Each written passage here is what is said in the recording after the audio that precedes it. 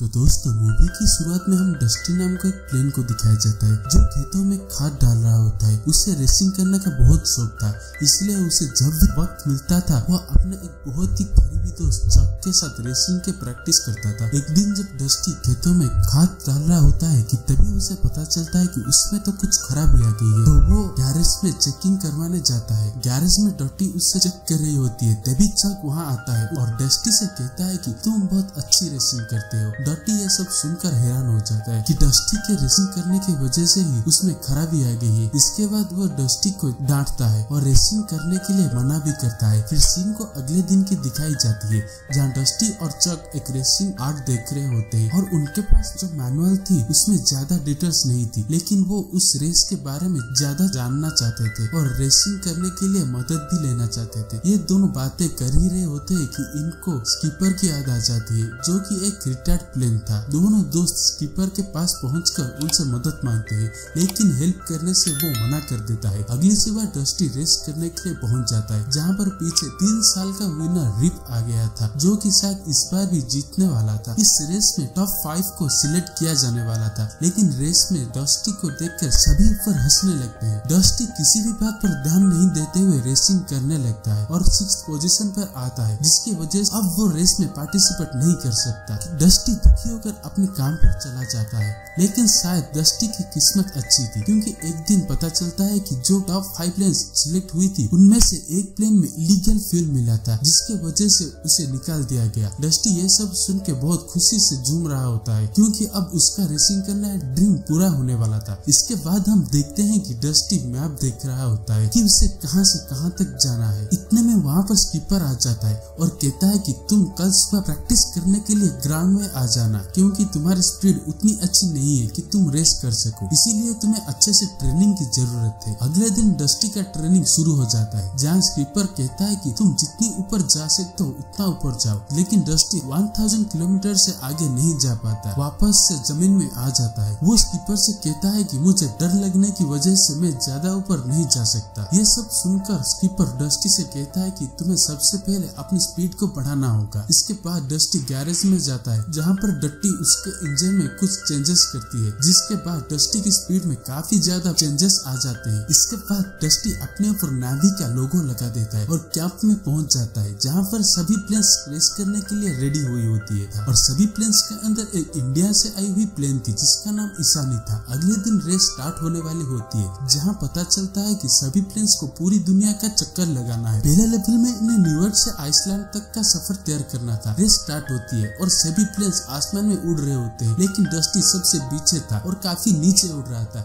जिसकी वजह से वो लास्ट आया और ठंड की वजह से उसके विंग्स थोड़े से खराब हो जाते हैं। दूसरे लेवल में सभी को आइलैंड से जर्मनी तक जाना था। सारी प्लेन्स रात को ही उड़ने लगते हैं, लेकिन एक प्लेन जिसका नाम बुलडॉग था उसमें कुछ खराबी आने के कारण वो उड़ नहीं पाता और डस्टी उसे लैंडिंग करने में मदद करता है। इस बार भी डस्टी हार जाता है। इसके बाद उसका एक फैन आकर उसे बोलता है कि तुम अपने फैंस निकाल दो तो तुम काफी अच्छी तरह उड़ सकते हो। डस्टी अपने फैन की बात को ध्यान में रखते हुए अपनी पाइप्स निकाल देता है। इसके बाद रेस का 3rd लेवल स्टार्ट हो जाता है जिसमें जर्मनी से इंडिया जाना था। रेस शुरू हो जाती है। कुछ प्लेन में खराबी आने के कारण वो नीचे गिरने लगती है, जिसके वजह से डस्टी आगे निकल जाता है और इंडिया में फर्स्ट आ जाता है।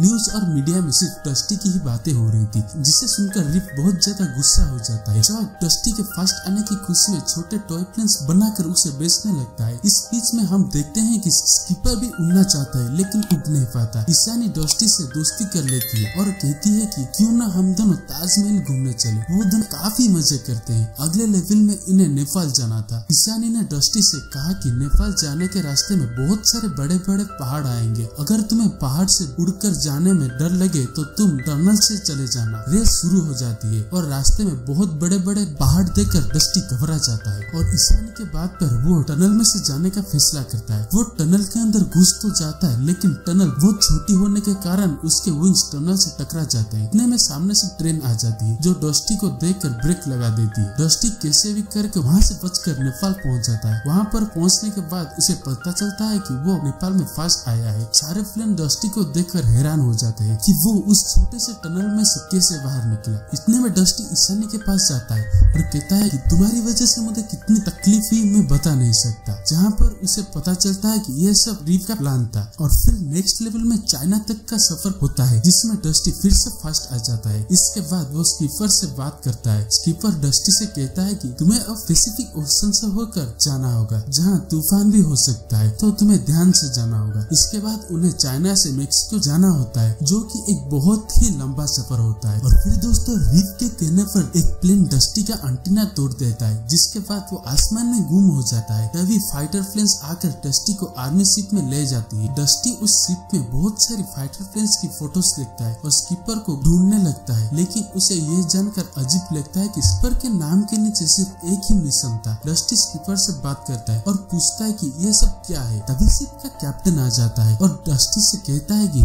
तूफान आने वाला है, तुम्हें जल्द ही उड़ान भरनी चाहिए। बाकी प्लेन्स उस शिप की मदद करते हैं ताकि वो डस्टी को एक अच्छी फ्लाइट दे सके और बिल्कुल ऐसा ही होता है। वो दोस्तों उड़ने तो लगता है लेकिन उसका दिमाग स्कीपर की बात पर अटका हुआ होता है, जिसके वजह से वो लहरों में नीचे गिर जाती है। रेस्क्यू प्लेन्स आकर डस्टी को बेस में ले जाते हैं। डस्टी उसे चेक करती है और बताती है कि तुम्हारी विंग्स अब टूट चुकी है और तुम्हारी इंजन भी ठीक से काम नहीं कर रही है। ये सुनकर सभी बहुत उदास हो जाते हैं। तभी वहाँ स्कीपर आता है और सभी से कहता है कि मुझे डस्टी से अकेले में बात करनी है। वो डस्टी से कहता है कि बहुत साल पहले जब मैं मिशन पे गया था और बाकी सारे फाइटर प्लेन्स के साथ उड़ रहा था, तभी हम पर हमला हो गया और एक के बाद एक मेरे दोस्त मर रहे थे। ये सब कुछ देखने के बाद मेरी हालत इतनी खराब हो गई कि मैं कभी दूसरे मिशन पर गया ही नहीं। ये सब कुछ सुनकर डस्टी काफी दुख हो जाता है और वहाँ से चला जाता है। डर्टी आती है और डस्टी को समझाने लगती है और समझाते हुए बोलती है कि तुम कोई आम प्लेन नहीं हो जो कि ऐसे उदास होकर बैठे हो। फिर बुलडॉग वहाँ पर आ जाता है जिसका मदद पहले डस्टी ने की थी और वो वहाँ पर डस्टी के लिए नए विंग्स लाता है। इसके बाद एक एक करके सारे प्लेन्स डस्टी को कुछ गिफ्ट्स देते हैं ताकि डस्टी ठीक हो सके और फिर से रेसिंग कर सके। डस्टी ये सारी चीज लगाकर डस्टी को बिल्कुल ठीक करता है। डस्टी ठीक हो जाता है और ये बात रीफ सुनकर बहुत ही ज्यादा गुस्सा हो जाता है और रीफ फिर से प्लान बनाने लगता है डस्टी को रास्ते से हटाने के लिए। और ये सारी बातें स्कीपर सुन लेता है। रेस के लास्ट राउंड में इन सभी को वापस न्यूयॉर्क आना था। कुछ देर बाद डस्टी को फ्लाइट के लिए परमिशन मिलती है, लेकिन रीफ उसे क्रैश करने के लिए उस पर हमला कर देता है। इसके बाद हम देखते हैं कि स्कीपर वहाँ पर पहुँच जाता है और बहुत बुरी तरीके से रीफ पर हमला कर देता है। डस्टी भी रीफ के 2 प्लेन्स को खत्म कर देता है। स्कीपर भी डस्टी से स्पीड बनाने के लिए कहता है, लेकिन डस्टी ठीक से नहीं उड़ पाता। तभी उसके दिमाग में एक आइडिया आता है और वो बादलों से ऊपर उड़ने लगता है और वो फास्ट भी आता है। डस्टी के सभी फ्रेंड्स उसे चेयर अप करते हैं, लेकिन इस बीच में हम देखते हैं कि रीफ दुखी हो जाता है और उसका ईगो भी टूट जाता है। आखिर में हम डस्टी और स्कीपर को उसी नावी शिप के ऊपर देखते हैं। स्कीपर भी अपनी पुरानी नावी शिप के ऊपर आकर बहुत खुश होता है। तो दोस्तों इसी तरह इस मूवी की पहली पार्ट यहाँ पर खत्म होती है।